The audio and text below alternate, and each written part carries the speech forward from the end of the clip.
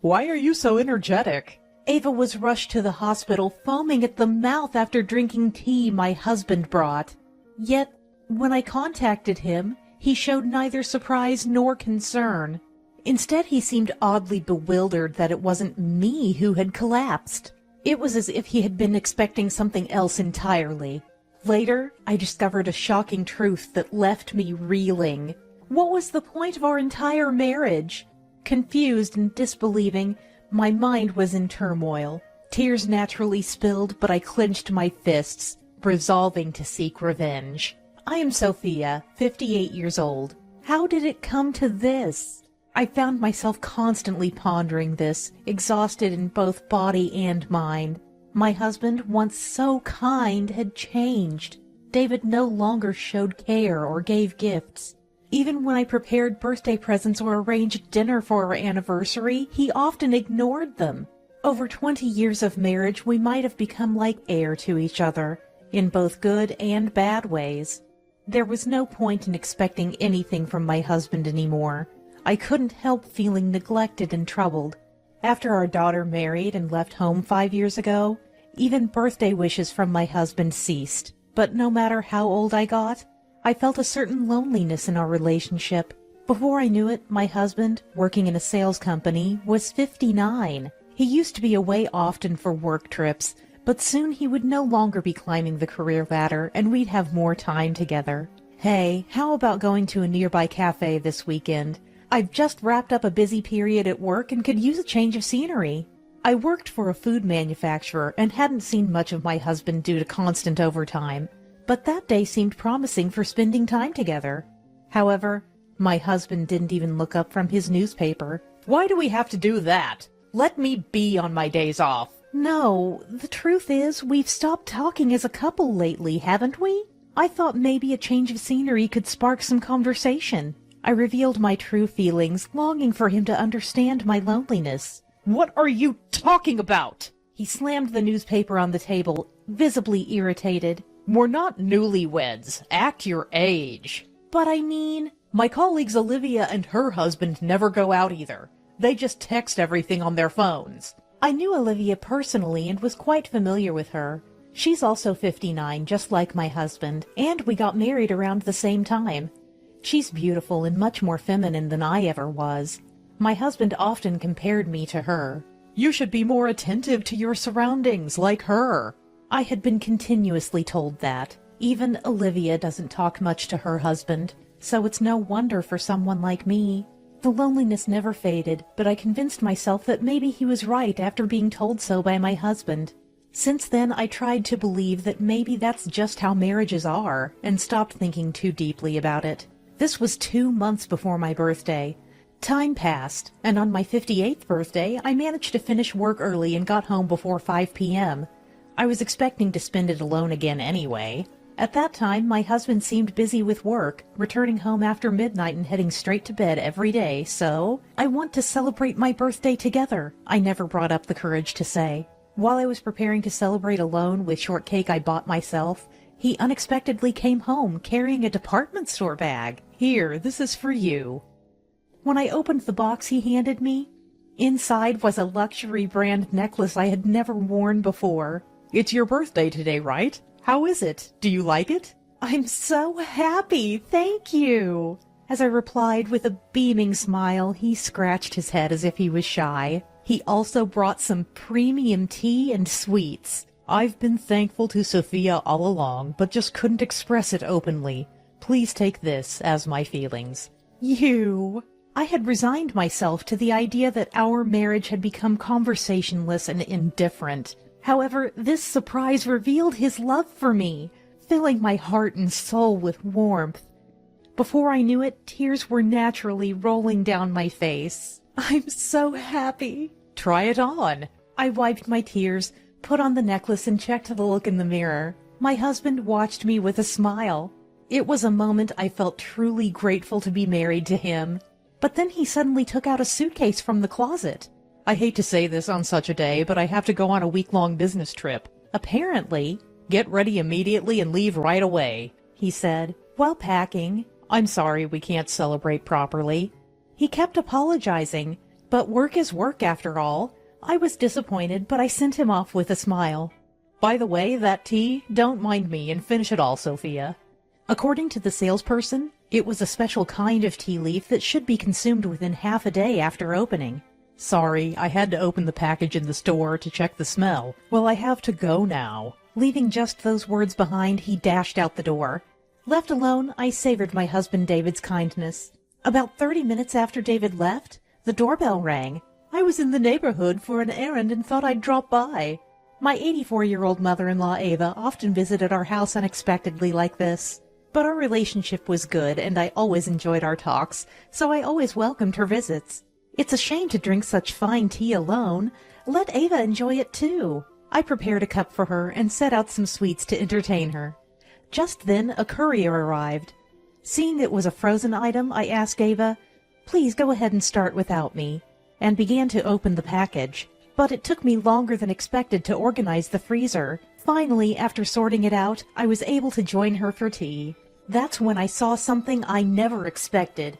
"Ava, stay with me, please!" Ava suddenly collapsed, foaming at the mouth. She quickly became limp, unresponsive to my calls.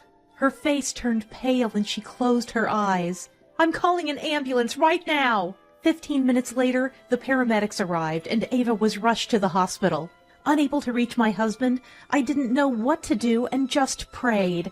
Thanks to the doctors' and nurses' efforts, Ava survived. It seemed she might have ingested something harmful, but Ava, regaining consciousness during treatment, couldn't recall eating or drinking anything unusual. Fortunately, she was doing well and could be discharged soon, but she was kept overnight for observation due to her age. "Hello, David? Finally got through to you. There's been a terrible situation here. Apparently something in the food had a strange component and Ava had to be hospitalized." While doing paperwork at the hospital, I called my husband. I imagined he would be worried, but his response was nothing like I expected. "What? Why are you okay?" Confused by his words, I asked for clarification. "What do you mean by that?" Well, as long as you're fine, Sophia, take care of Mom, okay?" He quickly hung up, as if trying to cover something up. It sounded almost like he wished I had been the one to fall ill. Hoping it was just a misunderstanding, I headed to Ava's room. Yet, in the midst of casual conversation with Ava, a startling truth confronted me. "What do you mean?" As I pieced it together in my mind, I began to suspect my husband. I decided to confirm my suspicions one by one. It's over, isn't it? Realizing my husband's betrayal, I prepared myself for our separation. However, I couldn't let it end like this. I was firmly determined to make him suffer the same agony as Ava did. A week later, my husband returned from his overnight business trip. "Welcome back. You must be tired. Have this and relax." I took his bag at the entrance and offered him a warm cup. He started drinking noisily. "How's it taste?" It's just like the usual tea." I peered at his face, which seemed normal. "Strange, isn't it? That was the luxury tea you gave me for my birthday." Hearing this, he violently spat the tea onto the floor. "What have you done to me?" He rushed to the kitchen, drinking water and trying to induce vomiting, panicked. "I'm done for!" Sweating and looking sickly pale, he begged. "Call an ambulance!" He asked for help, but as I silently watched, he tried to call himself. I snatched the phone from him. "What are you doing?" "Relax. It's just regular tea I bought earlier." Showing him the tea package, he collapsed on the floor. "You panicked because you knew something suspicious was in the leaves." "What are you talking about all of a sudden?" "Basically, you, David, were the one who tampered with it." As I leaned in, his eyes shifted away, clearly agitated. "I don't know anything about that."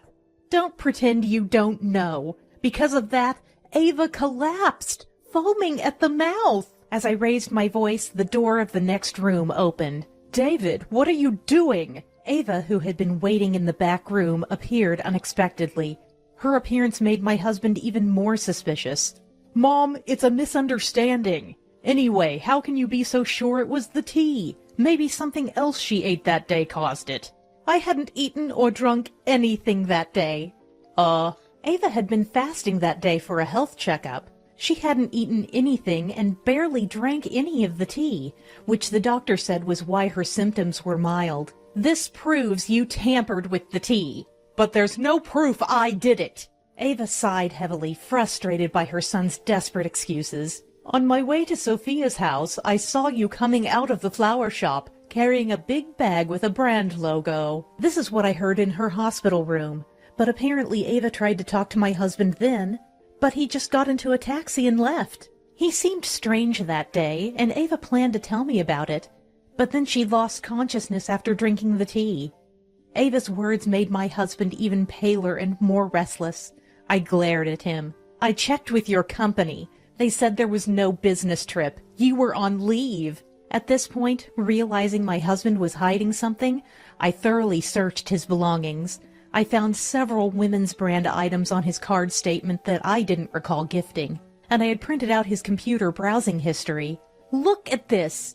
There's a list of shady drug purchases and dark websites. I confronted him with the browsing history and card statements, and this store matches the card payments. By now, his face had turned white, and he was speechless, but I had more evidence. You've been obsessed with love horoscopes, haven't you? I found printed horoscope results in the trash when I searched his room. They were crumpled up, perhaps because he didn't like the outcome. But this was the final straw. Let's see, here it says compatibility reading for David and Olivia. That Olivia, right? Olivia was the woman he mentioned when he tried to convince me that my colleague and her husband never go out either. I asked the florist, and they told me you added a message card to the bouquet for your beloved Olivia. I knew the florist owner, which my husband didn't realize when he shopped there. This is how I suspected something between him and Olivia. Maybe they took time off to go on a trip together. When I checked with your company, she had taken leave at the same time as you. You went through all that? So you lied about a business trip to go on a romantic getaway. I'm appalled. I even went to her house using the address from a New Year's card. Her husband John was already suspecting her infidelity due to her heavy makeup and late returns. So Olivia's husband recently installed GPS on her phone. That's how I found your whereabouts. John had installed GPS on his wife's phone but was too scared to check it, fearing he'd confirm her infidelity. But inspired by my confrontation with betrayal, he decided to act, and we teamed up. While I was busy with work, John captured your decisive moment on camera. I scattered photos of their affair across the table. They showed the two hugging and even entering a hotel. Did you plan to kill me, collect the divorce settlement and pension, and start a second life with your lover? Shut up. Yes, that's right. My husband, resigning to his fate, began to confess their relationship. They started their affair 10 years ago, around the time he stopped giving me birthday presents. You're truly the worst. Be thankful I even put up with someone like you. Instead of apologizing, he became defensive and arrogantly sat on the sofa, crossing his legs. Suddenly, Ava smacked him on the head. I'm ashamed to have a son like you. I'm disowning you. Come on, I'm your only son. Please reconsider. I don't even want to see your face. I'm leaving everything to Sophia.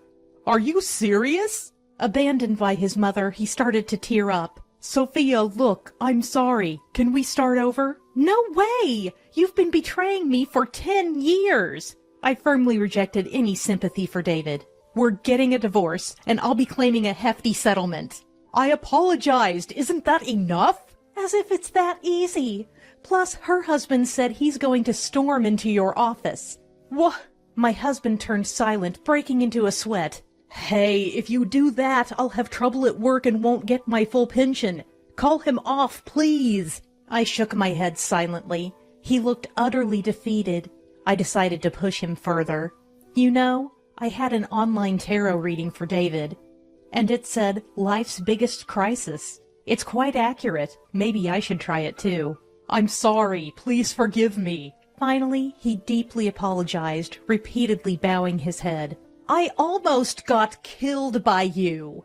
I'm apologizing for that. I'll consult a lawyer for this matter, including filing a police report. Be prepared. This can't be happening. Realizing his pleas were futile, He broke down crying, a mess of tears and snot. Ava and I looked down on him coldly. Later, my divorce from David was finalized. I dropped the police report out of consideration for Ava. I received $30,000 in divorce settlement from my ex-husband and $10,000 from Olivia. John, as he promised, confronted their workplace, leading to the spread of the affair. Unable to bear it, David and Olivia resigned. They haven't found new jobs yet and are facing a divorce settlement from John. Their relationship deteriorated, leading to a breakup, and they're now living lonely lives. Meanwhile, I was offered an employment extension, securing my future employment. The birth of my grandchild and their visits on the weekends are now my greatest joy.